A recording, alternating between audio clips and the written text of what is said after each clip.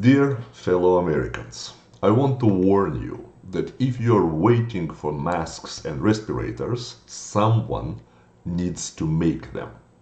If we all will be on quarantine, who will make them for us? Someone needs to deliver, operate, or sell the equipment, medications, and other products. It cannot be done if we're all sitting at home doing nothing. Do you want someone to grow food for the next year? Fertilized fields, then get the produce delivered to food processing plants, factories, stores? Do you want others to work while you are sitting at home? Playing internet games probably, or yelling at your spouse and children? Someone must shelf them, sell to you, clean floors, safeguard you and the stores and the streets, as a matter of fact. There are still many bad people out there ready to take advantage of the situation. And us. Who will do it? Someone else? Who is this someone else? And if your air conditioner is not working, would you want a repairman to come and fix it? If, God forbid, your toilet is stuck, you probably would want to call for help, right? And someone would come to help. You will revolt if your internet, your TV, and electricity will be cut, right? You will demand someone to take care of them immediately, right? Who? Someone else? But you also want someone to pay you for not working and pay your rent and delay your loans and mortgages. I'm not blaming anyone, I'm just stating facts. Someone must do it to serve you, right? And someone must pay for all that. Who?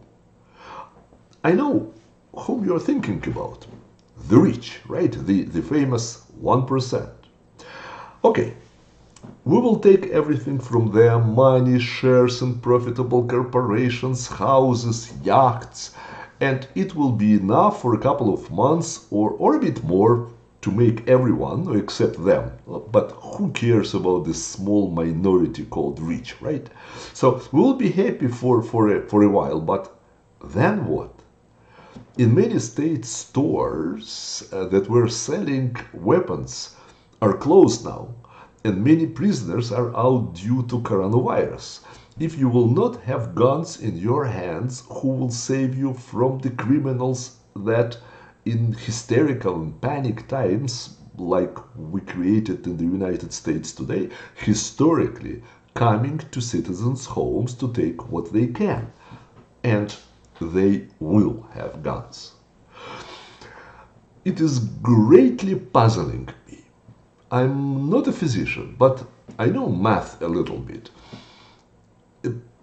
If, as South Koreans are saying, virus is killing 0.9% of all ill, it is still terrible, but it is not 4.6% like Italians are saying. It is not 2 million deaths in the US as a result of this pandemic, as we were told numerous times. And Koreans are saying that it is most probably that they were unable to catch about half of the people who had virus but had no symptoms. But in such case, it would mean even fewer deaths, not 0.9%, but 0.45%. The head of the Israeli Center for Studying Spread of Diseases said today that his estimate is 0.3% of deaths of all the people infected. He is a mathematician who made his doctoral thesis in Yale, and it was about the spread of virus pandemic. So he is the specialist in that. But numbers aside, we are Americans. We need to protect our loved ones. We do not need to risk our lives and health if it's not absolutely necessary. And all I'm saying is quarantine of all country of ours is crazy. Let's make sure that we have beds in the hospitals available, respirators, other equipment, and medications. Let's find two groups of population are A, most vulnerable, and B, the ones that spread viruses most. And quarantine not the whole country, but those two groups. Does it make sense to you? At least from each other. My guess will be we're talking about on seniors on one hand and children on the other hand. So let's do that and go back to work. We cannot allow our country to fall apart just because we're in panic and do not know how to react to the situation. And let's reopen gun stores ASAP. I'm sorry to say, but I feel that most of the media and some leaders, at least of the Democratic Party, are very happy about the virus. The plunge of the stock market, about rising unemployment. They think that this will help them to defeat Trump and come back to power. I hope I'm wrong, but every day my feeling about their desire to make our country and our lives miserable is growing. It is impossible to read some of the newspapers anymore or watch some of the TV channels. It is almost impossible even to read news on Google that devotes itself, in my opinion, humble opinion, to ruining our country with a single thought in their heads, getting rid of the President Trump. I remember the HBO host Maher, whom I actually liked, said, "I will be happy if the country plunges into recession, if that will help us to throw Trump from the White House.